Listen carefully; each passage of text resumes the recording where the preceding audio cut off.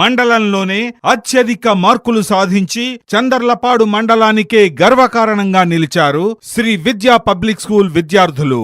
600కు 581 మార్కులతో కొమ్మూరు లేఖ, 600కు 580 మార్కులతో షేక్ మీరా జాస్మిన్, 600కు 579 మార్కులతో పండుగుల దివ్యశ్రీ.